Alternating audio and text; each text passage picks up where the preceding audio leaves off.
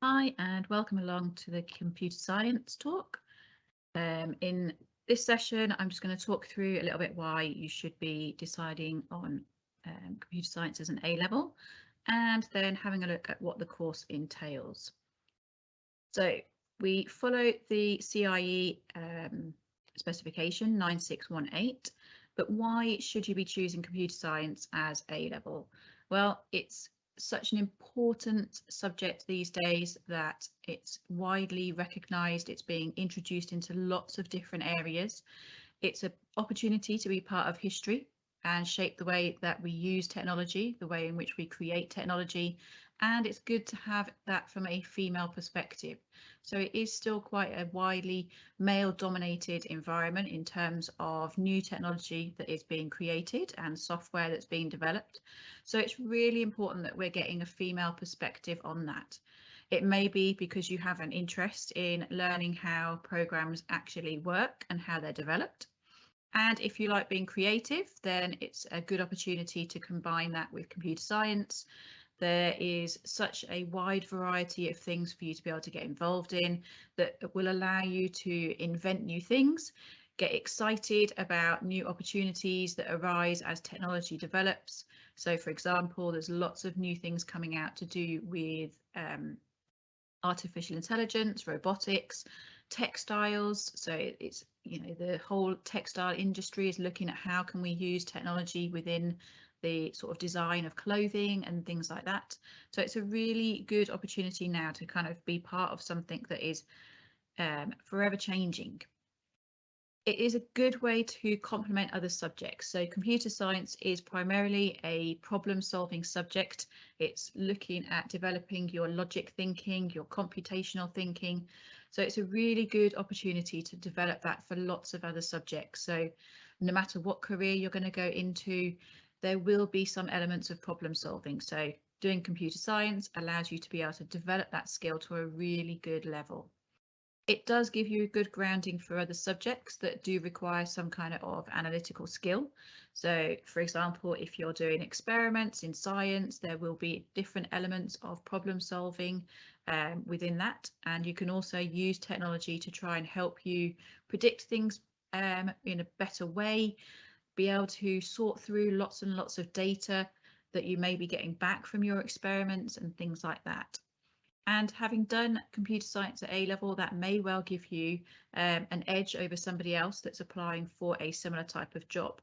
So it does show an employer that you do have a good understanding of how to tackle a problem-solving issue, how to be able to communicate that in lots of different ways. And it's quite a good way to sort of show that you are able to take a problem from start to end and come up with a solution to that. When it comes to university, there are lots and lots of possibilities these days when it comes to computer science. No longer do you just have to go and study computer science. You can combine it with lots and lots of different subjects. So, for example, there are degrees out there that allow you to combine music and computing. So if you like doing music, but you're more interested in how technology could be used to enhance the music experience for people, that could be a possibility to get into. There's also the opportunity to be able to combine it with languages. So if you know a particular foreign language, that gives you a really good grounding for opening up the world to you. But if you team that with computer science as well, that doubly opens up your possibilities. So I know there's been lots of talk at the moment around obviously learning languages. If you're at the school at the moment, you would have heard Miss Morris in the assembly talking about that and how that's really, really important, and how, they are looking for people that have got foreign language understanding and also computer science understanding. So just looking at a few women who are in the sort of top 35 inventors list. So we can see here that the lady on the left has developed some software. So she obviously has a particular interest in science. and she has developed software that will allow data scientists or sort of scientists to be able to deal with data in a faster way. So it allows them to be able to focus more on the science and less about having to analyse lots and lots of data. The lady on the right has again used her interest in energy and sustainability. So again, that's quite a key area at the moment within the world and climate control. She has been able to develop something that allows remote sensing to take place for monitoring crop health. So again, it's helping farmers focus their particular efforts on areas of their crops that might need special attention, and which areas may be doing fairly well and obviously can be left to their own devices. These two ladies, we've got one lady that's been looking at artificial intelligence and robotics, again, and a really good area to get into. But she has looked at how technology is being used to correct the bias in the cosmetics industry towards those that have lighter skin. So she is developing something that is going to help, obviously, ensure that everybody is kind of engaged in that particular field. We've then got the lady on the right who's looked at medicine. So she has used, again, artificial intelligence to be able to identify small molecules in a patient's body. So that could help to obviously find issues that may be within somebody's body faster than before. So are you able to do computer science at A level? So we ideally would like somebody that has studied it at GCSE, but it's not an issue if you haven't. So obviously, so long as you are willing to put in the time between the bridging period to sort of learn the programming skills needed, we can then obviously continue that throughout the 2 years. One thing I would say is really important is perseverance. So programming tends to not work first time every time. So it's really important that you can actually persevere through the pain of your program not working. So don't give up. That resilience to actually keep going until you get the eureka moment of your program working is quite a good feeling that you get after that to then keep you going and spur you on to continue with your programming. Obviously, as with other A levels, we need to make sure that we are organised and self-motivated.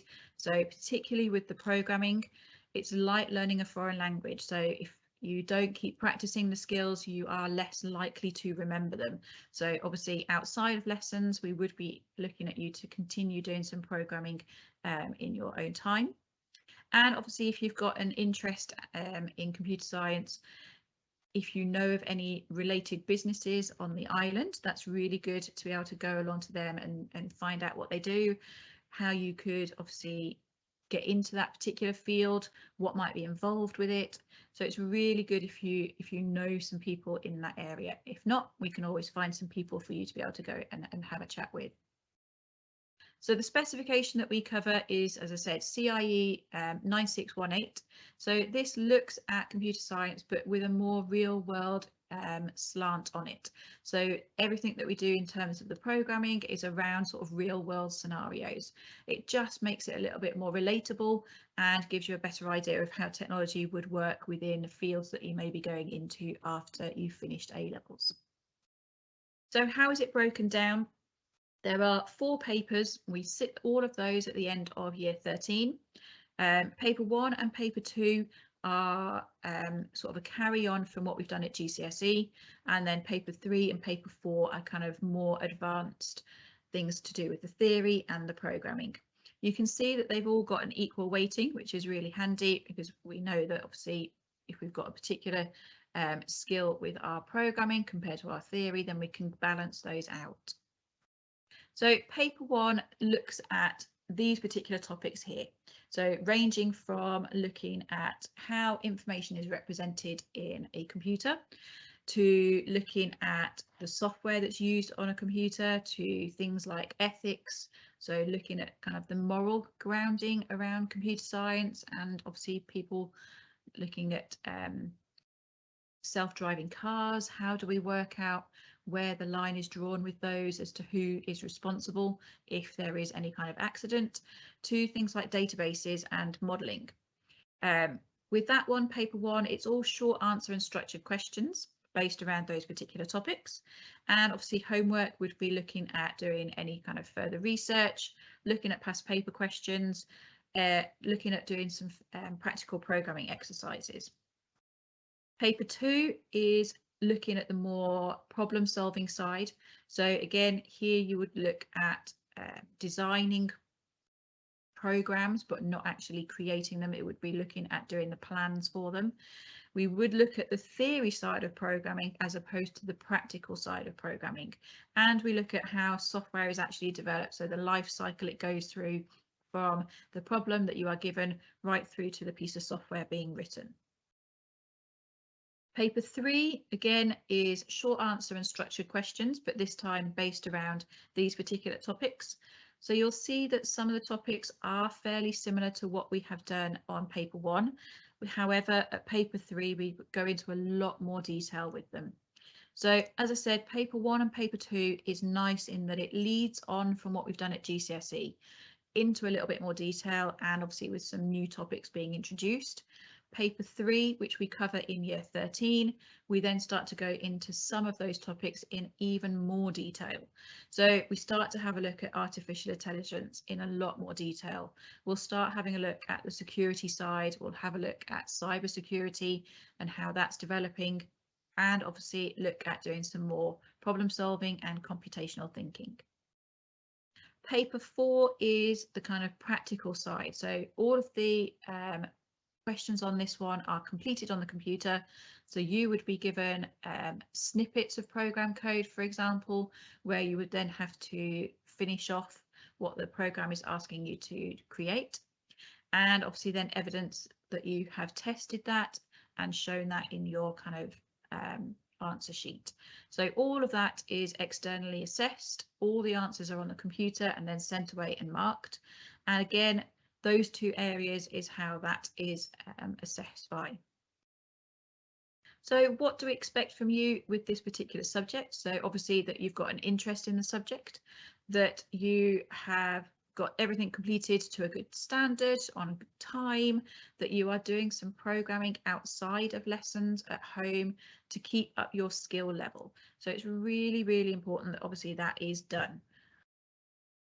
This is just a few things that some of the students at A-level that have taken it before. So I won't read everything out to you. I'll let you pause that maybe and have a read of those, but just a few snippets from things that they have said. So it is quite surprising at how many courses introduce now elements of computer science. So it is obviously changing quite quickly. And I know courses that you wouldn't expect to have any kind of computer science element with it have now started introducing that. So it's looking at how can we make things more efficient. So for example, one student went off and did archaeology. Again, something that is not related to computer science at all, but as part of their modules, they were asked to develop an app that would go with their particular part of the archaeology that they were looking at. So if you have done it at A-level or even GCSE, it does give you a bit of a heads up as to how to do that and how to tackle it. Somebody else that was doing straight physics at university, again, wasn't teamed with computer science, but again, they were asked to create a program that would help them with their experiments. Again, they had done A-level computer science, so again, they were kind of the go-to person for everybody else on the course who hadn't taken computer science at GCSE or A-level for assistance. So it does give you a good grounding for, you know, every element that you could possibly come across at university. The problem solving and coding, again, is something that obviously if you're interested in that, we try and make it as fun as possible. Okay, we will try and make it as engaging as possible and as relevant as possible. So every sort of subject and scenario that we look at, we will try and make it real world. So it obviously gives you some kind of idea of what goes on in the real world with computer science. There is a lack of women in computer science, so it can seem a little bit daunting. However, that's more the reason why we actually need to get more women involved in it, so we don't miss out on how engaging it can be and all the different elements of that we can then encounter. So digital art, for example, again, if you're thinking about going down the art route, it doesn't stop you from doing a technology-based A-level as well. So it is the opportunity to kind of team it with lots of different things. So I've had girls in the past that have done music A-level with computer science. I've had people that have gone on to do zoology after they finished their A-levels. So taking computer science at A-level doesn't just restrict you to going down the technology route once you have finished your A-levels. So it does give you a good kind of understanding of that. So again, just a few other little things here. I'll let you pause it and have a read of all of those if you want to. I won't read them out to you, but just if we kind of have a look at a few snippets of those. So it does give you an insight into new technology. So artificial intelligence is something that is being introduced into pretty much most jobs now that we go into in some form.